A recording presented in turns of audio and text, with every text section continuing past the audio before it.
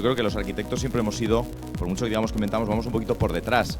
Es la sociedad la que nos demanda nuevos modelos de vivir y de repente nosotros decimos, hemos inventado el co-living. No, bueno, el co-living lo han inventado antes aquellos que se han agrupado para vivir de esa manera, o aquellos que decimos, no, hemos inventado el coworking. Tampoco, lo han inventado unos chavales jóvenes que hace años se juntaron y dijeron, ¿y por qué no compartimos este garaje o este espacio? Y a partir de ahí, es verdad que luego los arquitectos podemos articular un discurso social. Y lo mismo está pasando con la sostenibilidad, ¿no? No hemos sido, yo creo que sería un ejercicio de vanidad decir, hemos sido los primeros de la bandera de la sostenibilidad. No es cierto, porque también estábamos haciendo hace 40 o 50 años edificios que consumían energía a mansalva y además poniéndolos como ejemplo de gran arquitectura, ¿no? Pero cuando la sociedad da la tecla, sí es verdad que la arquitectura está detrás para dar respuestas rápidas, ¿no? Y qué duda cabe, con las cifras que acaba de decir Nora, que esta era, la era de la sostenibilidad, la era de este problema que tenemos tan acuciante, es un momento importante para los arquitectos en el cual podemos dar respuesta no desde nuestra capacidad de hacer grandes cacharros, como explicaba Pedro, sino de dar soluciones inteligentes. A mí ya me habéis oído mucho, yo no tengo mucho que... Me siento un poco como la gallina caponata en la reunión del Consejo de Administración de, no sé, de Enron. Decía no sé si tengo mucho que aportar desde mi perspectiva, pero mi perspectiva es distinta y entonces voy a aprovechar esto que acaba de decir Julio sobre lo que le cuesta al mundo de la arquitectura. No sé si es innovar, pero siempre ha sido muy conservador. Mi perspectiva es la perspectiva de la comunicación relacionada con el mundo de la arquitectura.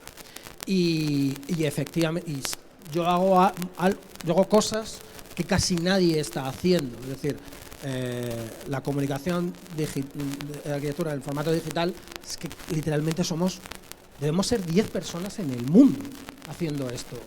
Y en España hay 4.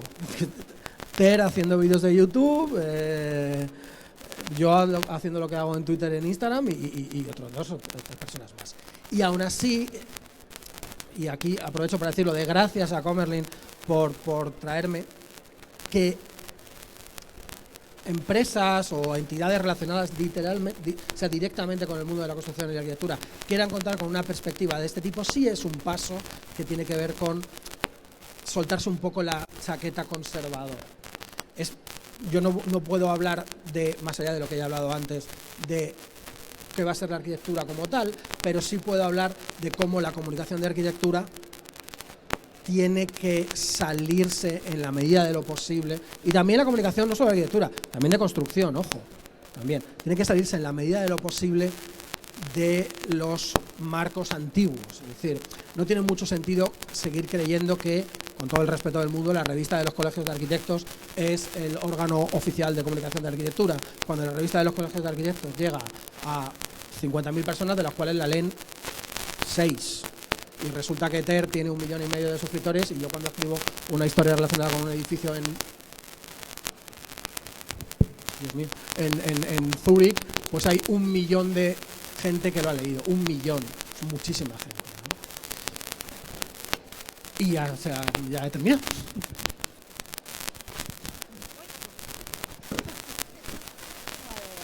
Bueno, disculpad por todos los problemas técnicos que estamos teniendo. Espero que estéis escuchando algo. Pedro dice que se siente como en el consejo de Esron. Y yo digo que la tendencia actual es que los consejos de administración sean diversos y que se aporten diferentes perspectivas, y yo creo que ahí has dado en el clavo, por eso estás hoy en esta reunión del consejo. Bueno, seguimos con innovación. Yo creo que... Perdona que se me han perdido las preguntas. Como hablábamos al principio, también la idea un poco es ver qué metodologías, ¿no?, se pueden seguir para esto. O sea, siendo realistas, ¿creéis que es posible implementar innovación sin una metodología? Y si no, en vuestros estudios, en vuestro trabajo, ¿qué proceso estáis siguiendo dentro de vuestros estudios y empresas para afrontar esa innovación, ¿no? Si podéis contarnos un poco de forma práctica, y luego tú, Pedro, cuentas lo que quieras. ¿Vale? Bueno, yo ya no puedo hablar desde mi perspectiva de estudio de arquitectura porque lo abandoné hace un poco tiempo, pero sí que creo que si realmente queremos soluciones distintas, tenemos que intentar hacer las cosas de otra manera. No podemos seguir, o sea, no vamos a conseguir soluciones de sostenibilidad haciendo las cosas como siempre. Yo creo que las metodologías de trabajo ayudan a plantearnos el problema de otra manera.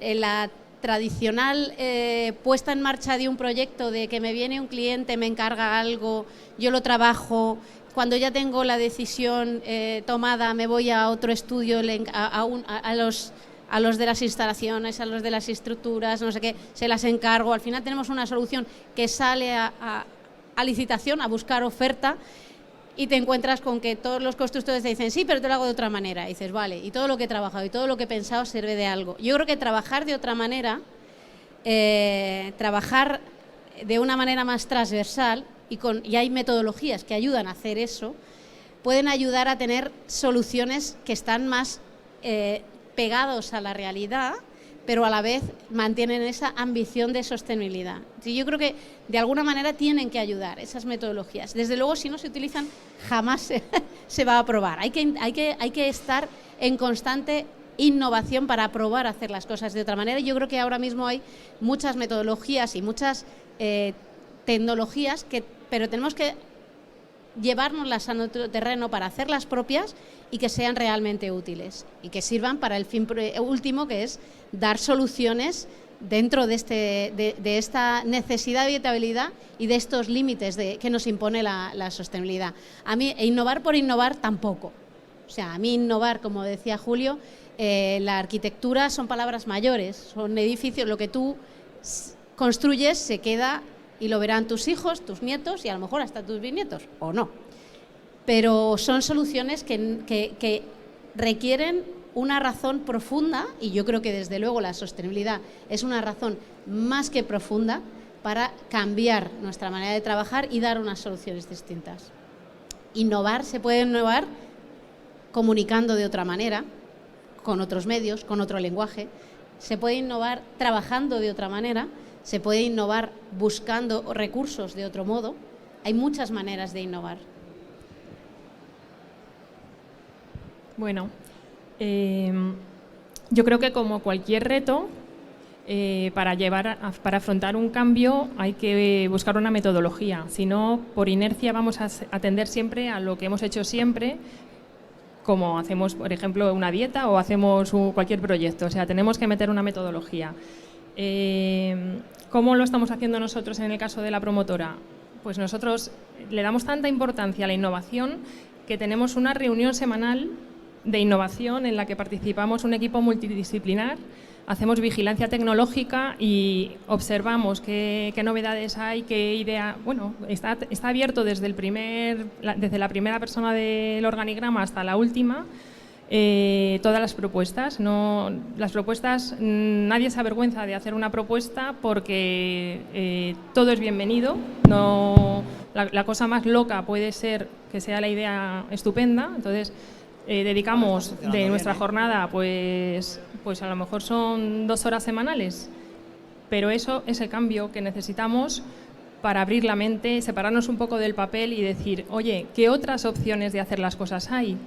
De esas reuniones de innovación surgió hace años la idea de hacer un premio a la innovación en la empresa en la que participa toda la plantilla. La plantilla está totalmente concienciada con este tema de la innovación. Creo que es el aspecto que más diferencia a la promotora Vía Ágora de la competencia, porque con el ritmo de trabajo tan loco que llevamos, buscar un momento para decir, oye, se me ha ocurrido que a lo mejor podemos hacer esto. Nadie tiene vergüenza ni se asusta por asumir este reto.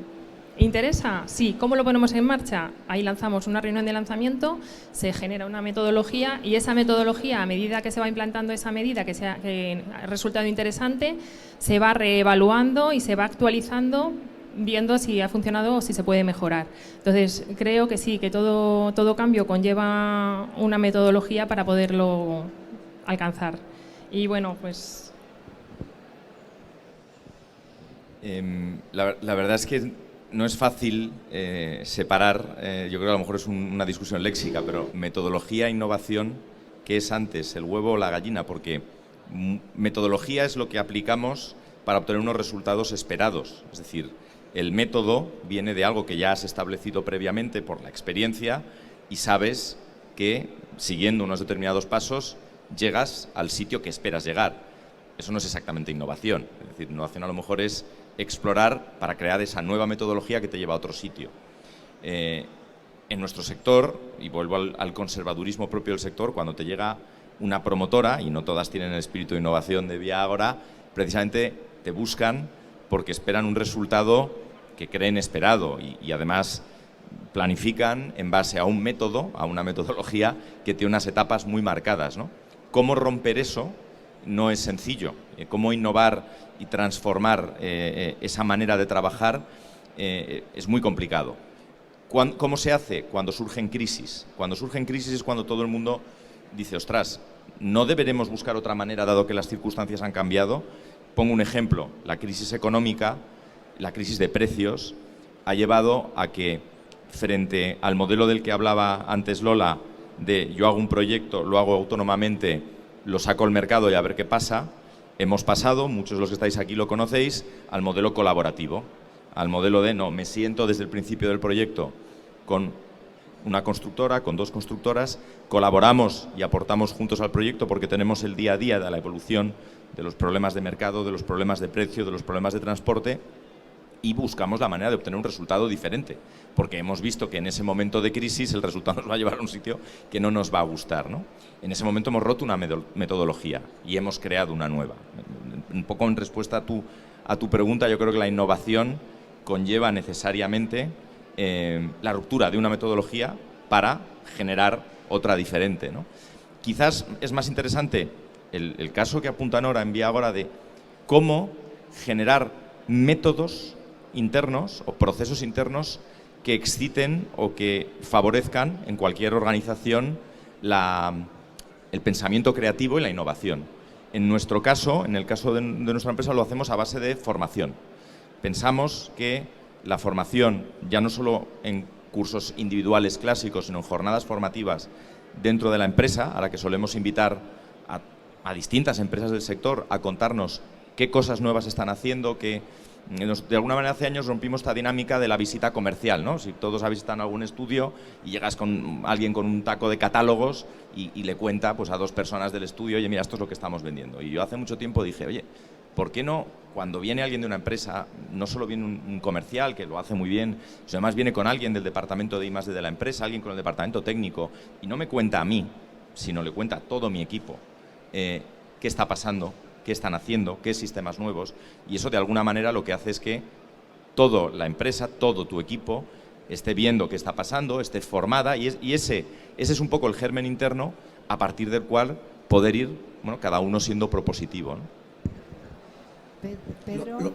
Lo malo de llegar después de Julio es que todo lo que se me hubiera ocurrido ya lo ha dicho él. Lo bueno es que tiene una voz muy guay, entonces lo mismo que digo yo, pero con la voz de Julio. Tal vez la gallina capona.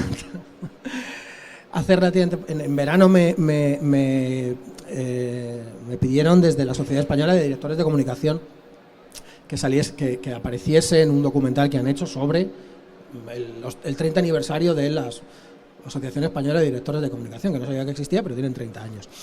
Y el hombre que, Juanjo, el hombre que contactó conmigo, sí que me conoce muy bien lo que hago, pero es curioso como mucha otra gente no lo conoce. Y cuando aparezco en alguna entrevista o algo así, pues hay gente que un poco se sorprende. Tengo un Excel con 140 posibles historias, relatos, cosas que contar. Tengo una metodología muy específica porque es mi trabajo. Es decir, literalmente es mi trabajo. Es decir, yo lo que hago es comunicación. Lo que ocurre es que mi comunicación es un poquitín distinta. Entonces a mí a lo mejor aparte de contar historias sencillamente para que la gente se divierta, a veces me contratan entidades de turismo o de construcción o museos, paradores. Es una empresa ferroviaria, es una empresa con la que tengo cierta colaboración ongoing, que me contratan para decir, quiero que cuentes una historia sobre esto. Coincide con... Claro, yo tengo una metodología que hace que para que una empresa pueda decir, queremos que tú nos cuentes esta historia sobre lo que nosotros hacemos, porque sabemos que va a llegar a 500, 600 o 1 millón de personas, 500, 1000, 600.000 o 1 millón de personas, he tenido que tener una metodología muy específica para ello. Es decir, yo no soy un... Y esto se aplica a cualquier persona que haga comunicación digital. Cuando empezaron a aparecer los youtubers, en 2007, la gente decía, es que estos no hacen trabajo. Y una mierda. O sea, el trabajo, la metodología genuina, la planificación que tienen para poder hacer algo así, algunos menos, otros más, es formidable. Y es un poco lo que yo hago. Si yo quiero romper salir de un cascarón más específico para llegar a más gente, tengo que tener el impulso de decir, voy a hacer lo que nadie hace, y a la vez una metodología muy específica. Y termino con esto. Cuando yo empiezo a hacer estas cosas a finales de 2019, llevaba como 3 o 4 historias contadas y me salió una... Y tenía que ir al fisioterapeuta un jueves. Y me dijo mi mujer, que también es mi compañera en la empresa, la CEO de la empresa, me dijo, tú los jueves no puedes coger citas para el fisio ni para nada. ¿Por qué? Porque tú trabajas los jueves. Ahora puedo mover un poco, pues mira, lo vamos a hacer el viernes y tal, pero al final es eso, que darte cuenta de que contar una historia relacionada con arquitectura en Internet no es un jajota, sino un trabajo, implica tomártelo con una metodología muy específica. Si vierais mis hojas de Excel, todo lo que hago, ahora ya...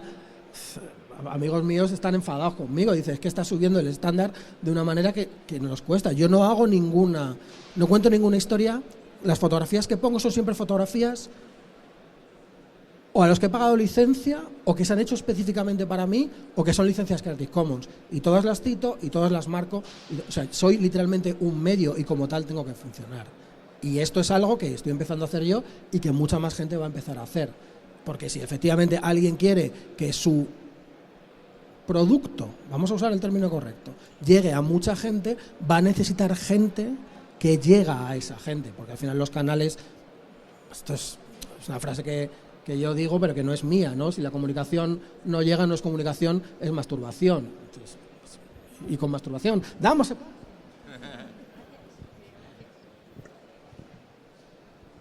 Disculpad, porque normalmente a mí en las mesas redondas me gusta un poco intervenir, pero es que aquí con el micrófono, pues no, pero no importa, porque yo creo que los ponentes están diciendo cosas muy interesantes. Y yo creo que, bueno, entre otras cosas habíamos comentado el tema de que la innovación también es una oportunidad para la creatividad, ¿no? Y para la aportación de valor. Hagamos lo que hagamos, ¿no? Y yo creo que eso también es genuino de la arquitectura de alguna forma, ¿no? Yo también me dedico, Pedro, al mundo de la comunicación, y aparte de lo que comentas, pues evidentemente, porque eso es en todo, ¿no? Yo creo que, y no sé si a ti te pasa, también tienes que tener una metodología y un criterio y tener las cosas muy claras, porque al final, yo por lo menos lo que siento es que conlleva mucha responsabilidad, ¿no? Entonces, eso yo creo que también es importante. Bueno, pasamos a la siguiente pregunta y voy a pasar a la cuarta, que yo creo que esto es algo que interesa a todo el mundo, y normalmente se cuenta que la innovación cuesta, ¿no? Y siempre es la excusa, no, pero ¿cuánto me va a costar, ¿no? Entonces, ¿creéis que la innovación es un coste o más bien al contrario, es una forma más eficiente de poder llegar a un resultado? Y bueno, un poco también al hilo de lo que comentaba antes Pedro, ¿no? Que a lo mejor... innovar no es realmente hacer cosas más complejas, sino las cosas más sencillas, ¿no? Entonces, bueno, ¿qué pensáis? Bueno, yo creo que antes Julio también lo ha dicho, innovar para ser más eficientes en todo, para ser más eficientes en nuestro trabajo y en los resultados y utilizar menos recursos. Yo creo que durante años la innovación ha sido o se ha entendido como innovación tecnológica de capas que hemos ido añadiendo a nuestros edificios o a nuestras soluciones, pues para tener un aislamiento. Le pongo mayor eficiencia energética, una capa, mejor comportamiento, otra capa, no sé qué, otra capa. Y la arquitectura ha ido perdiendo protagonismo porque lo ha dicho en su charla y lo hemos visto. La arquitectura da respuesta con su forma y con su propuesta, da respuesta a muchos de los retos que estamos hablando.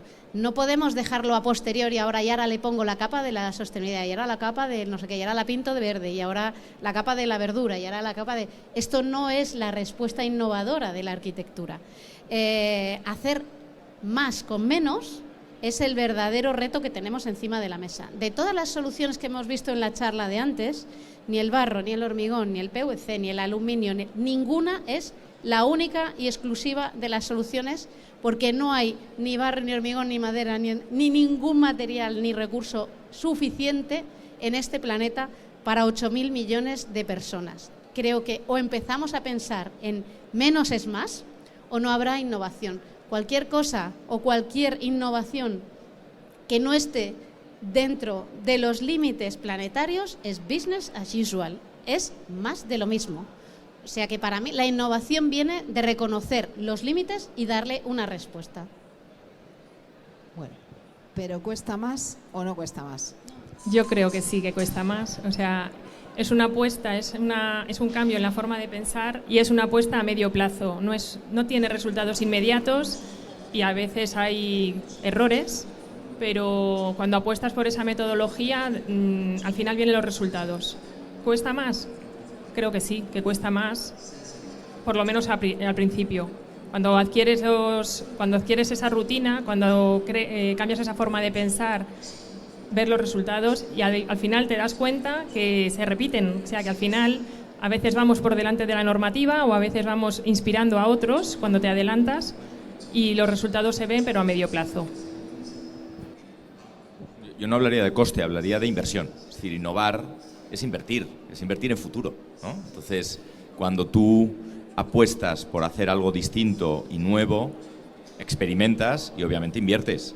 Y una inversión no siempre es lineal, a veces tiene pasos atrás, tiene costes hundidos, pero en esencia tú lo que esperas es encontrar una manera mejor de hacer las cosas y al ser más eficiente te va a dar un mejor resultado en el largo plazo. Por tanto, la innovación yo no la veo como un coste.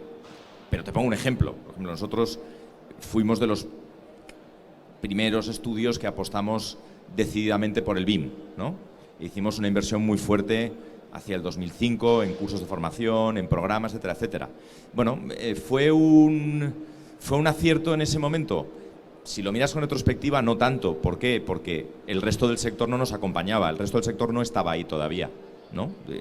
Y es más, luego vino una crisis, con lo cual en esa crisis todo el mundo no estaba pensando en innovar, sino básicamente en subsistir, ¿no? En el largo plazo, da igual, ha sido una innovación. ¿Por qué? Porque el equipo ya estaba preparado, la tecnología ya estaba ahí, teníamos las herramientas y sabíamos cómo hacerlo. Y entonces, cuando el sector ha empezado a acompañarte, pues esos pasos adelante que has dado no te han dado una inversión en el plazo inmediato. ¿Los podías entender como un coste? Si tienes una visión cortoplacista, sí. Pero si lo ves en el largo plazo, esa inversión en formación y en innovación, sin duda, para nosotros ha sido, hablo en nuestro caso concreto, ha sido muy beneficiosa porque nos permitió, cuando fue la salida de la crisis, ser de los primeros estudios que decía, sí, yo estoy preparado para trabajar en BIM, tengo los equipos formados, tengo la tecnología y las licencias disponibles y, por tanto, mañana me puedo poner a producir en esta nueva metodología y en esta nueva manera, ¿no? Entonces, insisto, creo que la clave es inversión, visión de futuro, asumir que en los procesos hay errores y que hay veces que, bueno, pues que hay un coste que no tiene un retorno inmediato. Y a veces incluso que no tiene ninguno, porque esto es parte del juego. A veces intentas innovar y fallas, ¿no? Los primeros aviones pues se caían, ¿no? Y los primeros experimentos normalmente tienden a fallar. Pero sin el primero no llega el segundo y sin el segundo no llega el tercero, ¿no? Con lo cual yo jamás hablaría de un coste, siempre hablaría de una inversión y de esa visión de futuro. ¿Tú qué opinas, Pedro? Yo es que creo que la única manera de estar en contra de Julio va a ser hablar del Madrid o de arbitrajes del Madrid. Es que no. Solo voy a poner un ejemplo que va con justo lo que acabas de decir. Sabéis, bueno, conocéis a Elon Musk, más allá de lo que opinéis sobre él. Yo personalmente opino que es un perfecto idiota. Pero ha dicho hace 2 días en tiempo de Elon Musk son como 3 siglos en el resto del mundo, dijo una frase que es absolutamente formidable, ya no digo para un tipo con 255.000 millones de dólares, sino para cualquier CEO de cualquier cosa. Dijo en público, cuando compró Twitter va a hacer un montón de idioteces en los próximos meses. Nos quedaremos con las que funcionen y nos desharemos de las que no. Eso, aparte de una declaración de honestidad de la leche y de ser de una persona que no está en el mismo plano que los demás, a veces para mal, muchas veces para mal, pero realmente es esto que estamos diciendo. Es decir, cuesta, hostia, es que te vas a cargar muchas cosas. Y es que a veces a lo mejor te lo cargas todo. Pero hay muchas veces que no, y que la cosa te llega después. Y la cosa te llega absolutamente después. Por poner un ejemplo que a mí me gusta mucho, porque es un tema que me gusta hablar bastante, que es yo. Joder, yo me tiro un año entero haciendo eso solamente porque me gusta contar historias, porque la gente se divierte y generando un crecimiento. Cuando llega una empresa y me dice, oye, es que te pagamos esto, le digo, no, mira, es que yo cobro bastante más que esto. Y dice, ¿y eso por qué? Digo, hombre, pues porque llevo un año entero contando historias todos los jueves. Pues eso, al final casi siempre llega. A veces no, pero casi siempre sí. Bueno, y otra perspectiva de innovar, ¿no? Innovar para aprender, que parece como que, bueno, yo creo que es importante seguir aprendiendo siempre, ¿no? Entonces, ¿qué ventaja ya aparte de la inversión, o sea, recuperación? Bueno, lo de esto no es un coste, esto no es una inversión, a mí me recuerda la frase de es una mezcla de tradición y modernidad, ¿no? Que es las típicas, ¿no? Pero que tienes toda la razón. Porque al final, innovar también se puede utilizar para aprender, y nos encontramos en un contexto que yo, por lo menos, lo opino así también, y perdón por meterme porque soy la moderadora, pero en el que creo que necesitamos muchos agentes, ¿no? Porque estamos en un modelo que yo creo que es muy colaborativo, muy multidisciplinar. Quizá antes trabajábamos un poquito más solos, ¿no? Y a mí me gustaría que hablarais sobre eso, ¿no? ¿Qué nuevos agentes vamos a necesitar y qué se puede aprender de todo este proceso y cómo lo estáis viviendo vosotros, ¿no? Bueno, yo...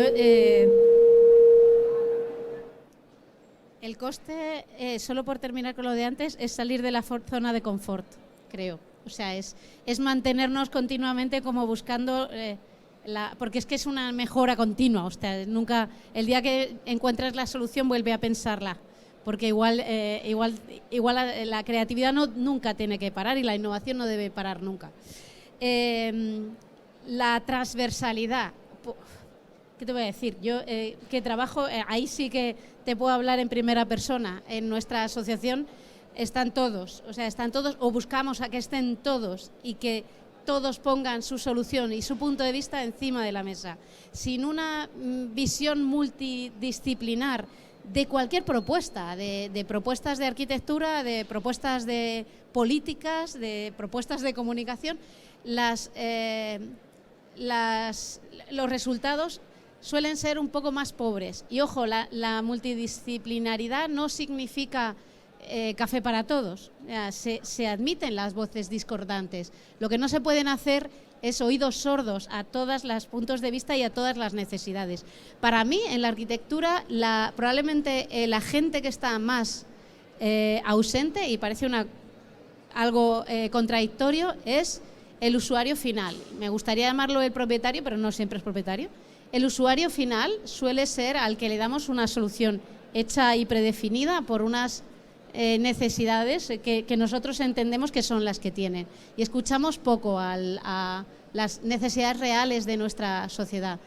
No sé cuál de los dos ha dicho antes esto de que la sociedad te da te hace una llamada de la atención y entonces buscas la respuesta. Igual hay que estar más atentas a esas necesidades de la sociedad, y tú has nombrado un par de casos de innovaciones que han surgido desde la propia sociedad.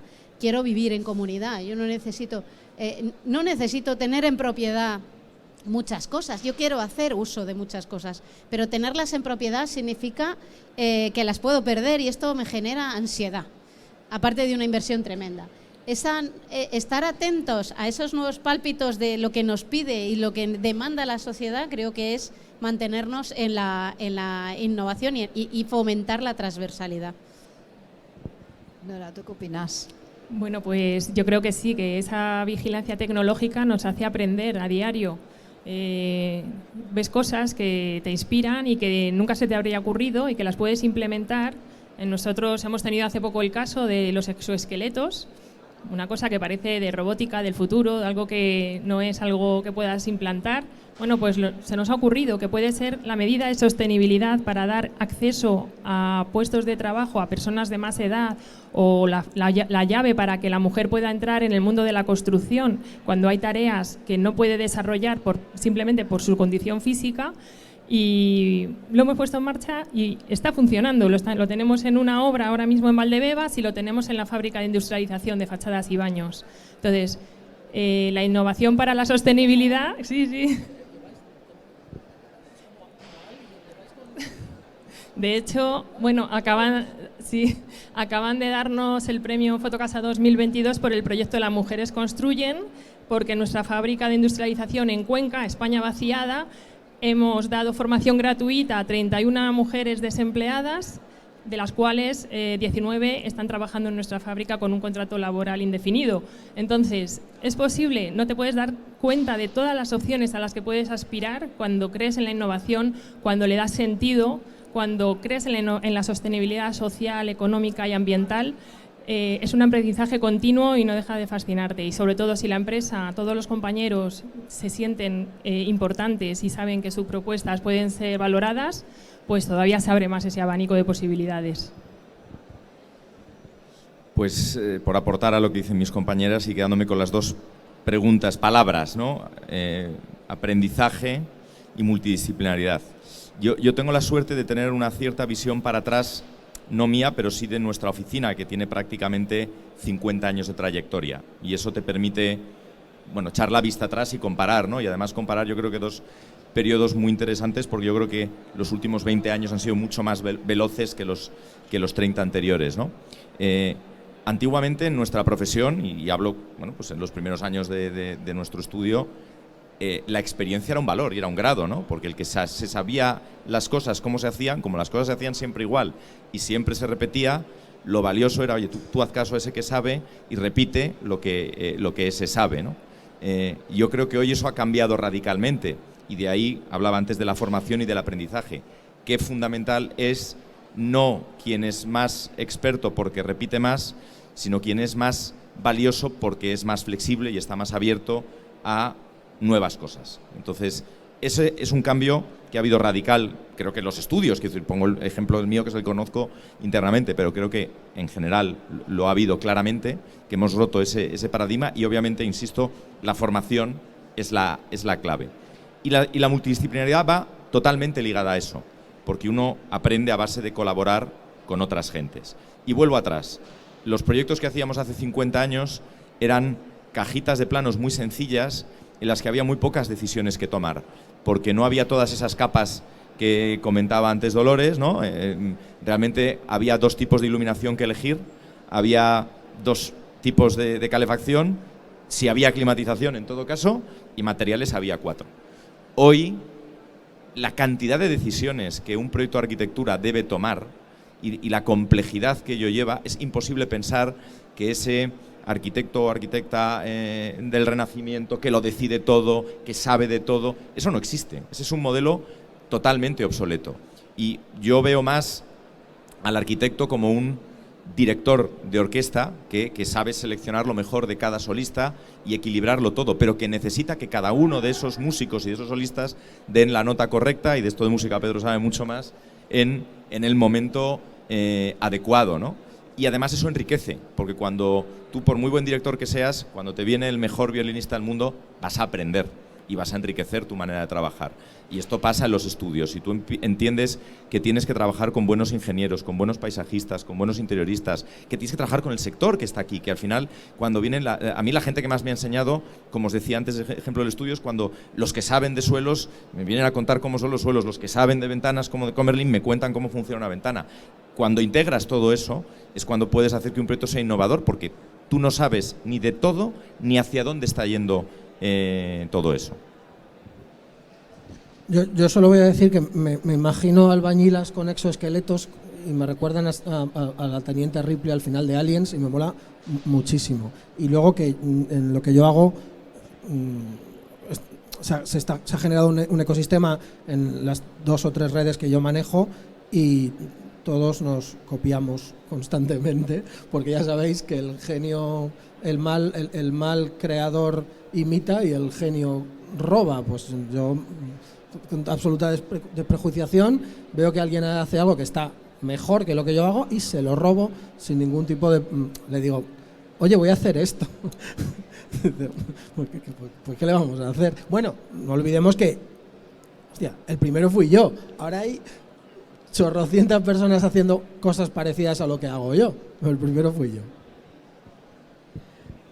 Bueno, yo creo que hemos tocado cosas interesantes. No hemos hablado mucho de las personas, ¿no?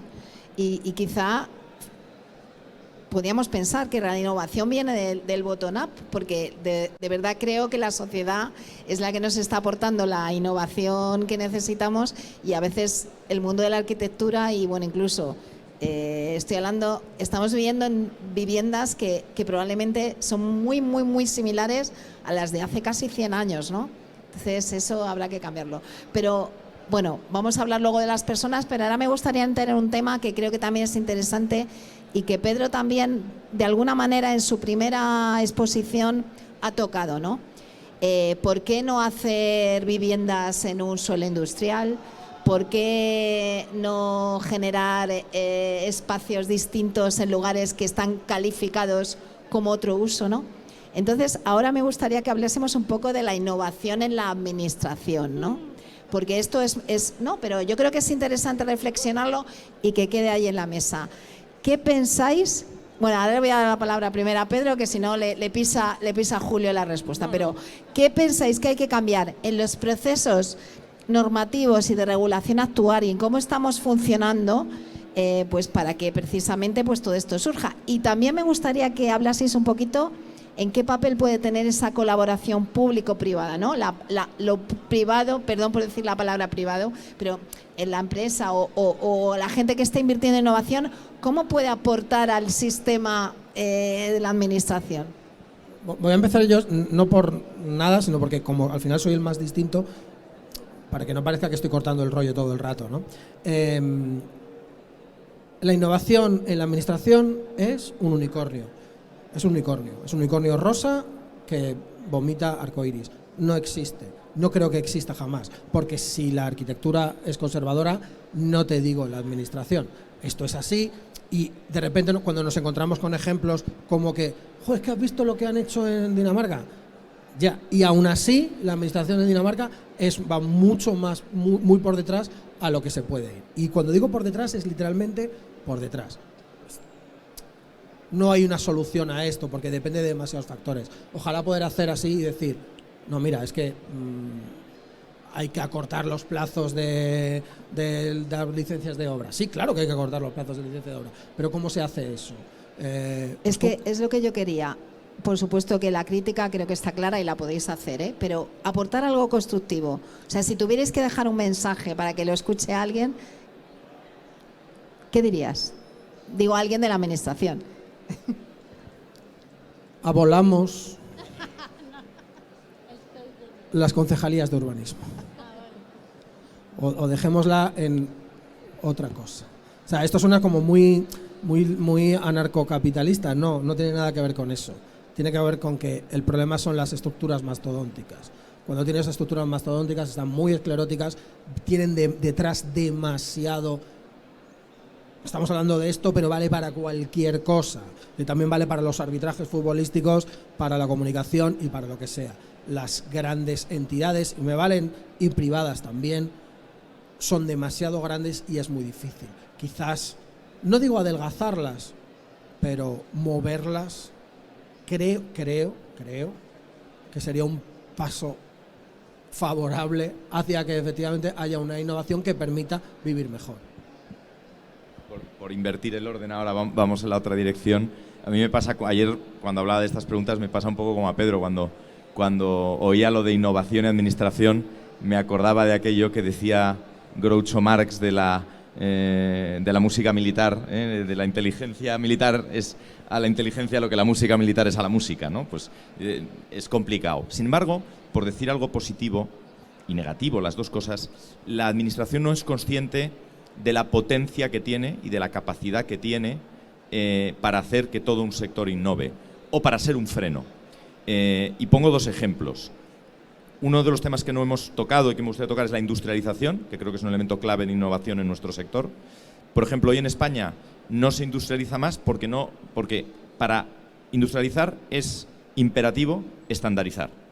No se puede estandarizar en un país que tiene 50 o 60 marcos regulatorios de la vivienda, donde te cambias de un municipio a otro y el tamaño de vivienda mínima, la altura libre, el ancho de paso, cambian, ¿no? Entonces, con lo cual, esto es un freno radical que está imponiendo la administración. Al contrario, la administración sí que tiene un papel muy potente cuando de repente unifica toda esa normativa, llega el código técnico, criticable en muchísimos casos, y comparto la visión de Pedro que decía antes de que está en muchos casos para que no te demanden. Pero es verdad que el código técnico, cuando aterriza en 2006-2007, le pega un empujón hacia adelante a los estándares de calidad. El mercado no es todo generoso ni todo maravilloso. El mercado tiende a un estándar de beneficio.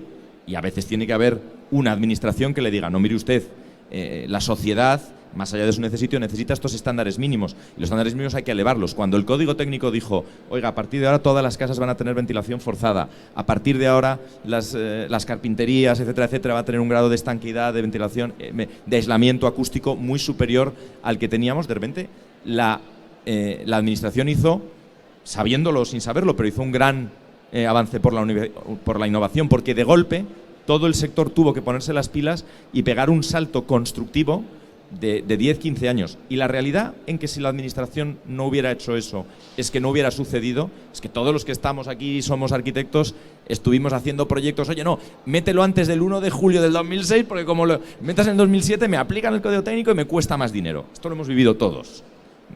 Con lo cual quiere decir que la administración sí que tiene un papel clave, si lo sabe leer, en ser acicate a la innovación y no ser freno. Obviamente para eso la colaboración con los promotores, con los constructores, con los fabricantes es esencial. Sin ese diálogo constante, pues no habrá una producción de algo beneficioso. Y un último punto, por no alargarme. Está el otro tema social, ¿no?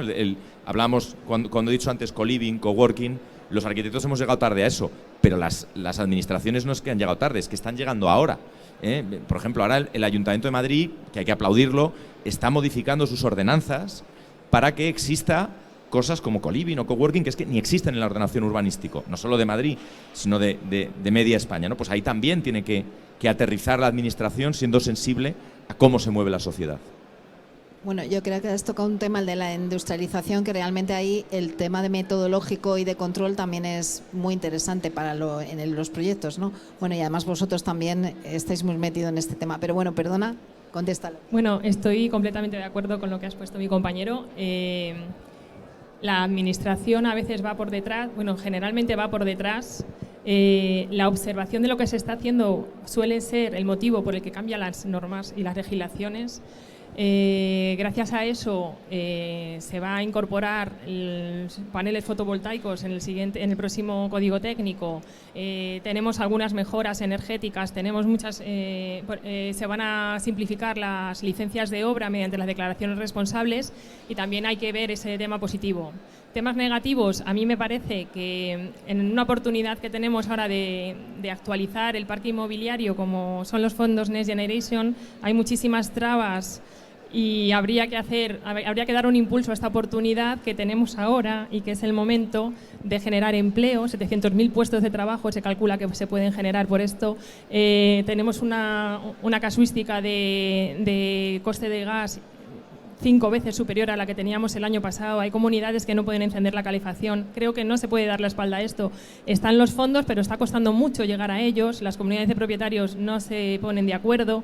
Yo creo que en este tipo de acciones debería haber una legislación que permitiera llevarlas a cabo, porque es que si te va a costar gratis, debería ser obligatorio ejecutarlos, igual que una medida de accesibilidad que te recoge la ley del suelo, ¿no? La ley de propiedad horizontal.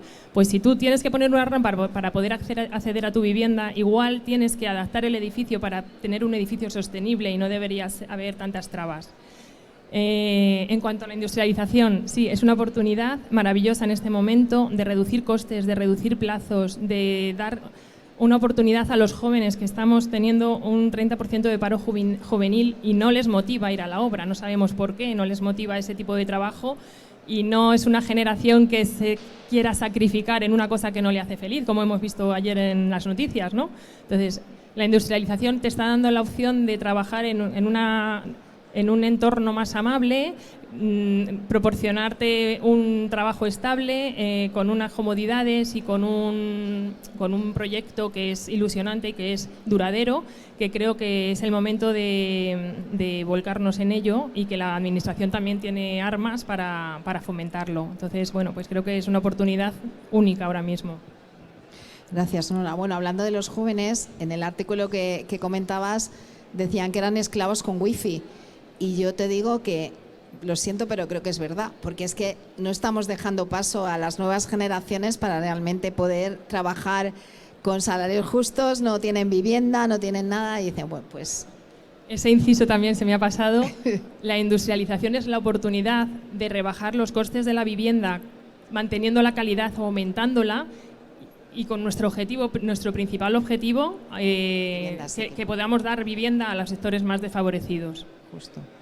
Bueno, Lolo. Bueno, pues no sé ni por dónde empezar. Qué distinto es hablar el primero de hablar el último, porque ahora como que...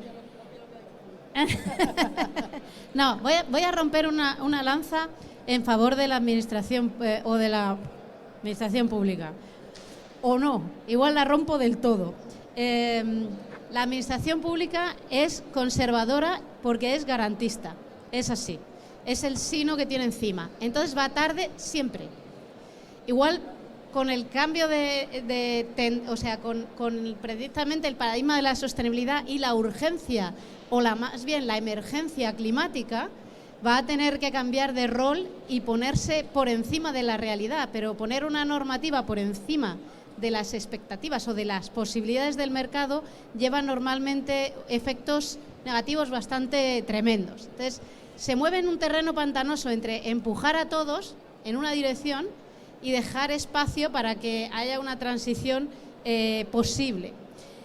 Y se mueve entre el dejar espacio a la creatividad y a las soluciones innovadoras y el no me vale cualquier cosa. No lo tienen fácil, ¿eh? No lo tienen fácil.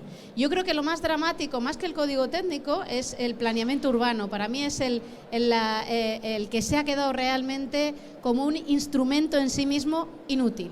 Nuestro último Plan General de Madrid es del 97. ¿Quién piensa que la ciudad de Madrid tiene las mismas necesidades en el 97 que a día de hoy? Y nadie se está planteando generar un nuevo plan urbano porque requiere 10 años para su aprobación. Y eso define el modelo de ciudad. Y el modelo de ciudad encadena todo lo demás. Este sí que a mí me parece un problema dramático, porque no hay una alternativa a día de hoy. Y creo que eso sí que debería, y no soy urbanista, pero creo que los urbanistas deberían estar generando nuevos instrumentos de planeamiento o dejando espacio para que la ciudad, que es donde se están generando las respuestas a la habitabilidad, a la industria, a todo, al reto demográfico, a todo, dé respuesta a la velocidad adecuada. A mí eso me parece dramático. Y ya lo último, el código técnico se mueve poquito a poco, pero de manera inexpugnable. y lo que tiene absolutamente clara es la dirección. Entonces, a día de hoy, quien quiera estar preparado para el presente y para el futuro, yo creo que está bastante claro y puede ir por encima de los estándares que no son más que mínimos. Yo creo que hay espacio para no saltarse la normativa, pero sí ir por delante de ella y ayudar a que luego venga el Ministerio con el, venga, vale, ahora ya para todos, porque es posible, porque lo ha demostrado ya Ágora, porque lo ha demostrado Julio Touza, porque lo ha demostrado el sector. Entonces, ya vamos. Y ya la última, una normativa que yo he encontrado que ha hecho algo innovador y me parece fascinante. No sé si está terminada de aprobar o no. La Ley de Vivienda del País Vasco, que tiene 2 puntos realmente curiosos. Primero, obliga a tener un espacio abierto, una estancia abierta a todas las viviendas de 12 metros como mínimo. Esto es una cosa increíble. O sea, 12 metros no es un balcón. Esto genera otro tipo de viviendas, igual más preparadas después de una pandemia. Pero es que además te dejan saltarte esa y otras normas si realmente demuestras que estás avanzando en tu propuesta habitacional, en la propuesta de vivienda que estás haciendo y que tiene sentido. Ahí te lo puedes saltar. Que haya un salón de 20, que haya un no sé qué. A mí esto me parece un espacio cuanto menos interesante y arriesgado e innovador en una normativa. Bueno, yo creo que has tocado un punto importante, que es el urbanismo. Yo creo que ahí hay muchísimo por hacer. Y bueno, y referente a lo del País Vasco, a mí personalmente felicitarles. Ya, por ejemplo, también el tema de la reflexión de cocinas abiertas, para que los niños sepan cómo se hace la comida, o sea, que no salga y que haya una conexión. Yo creo que hay muchas cosas y ese es el tipo de caminos que creo que hay que seguir, ¿no?, para reflexionar sobre vivienda.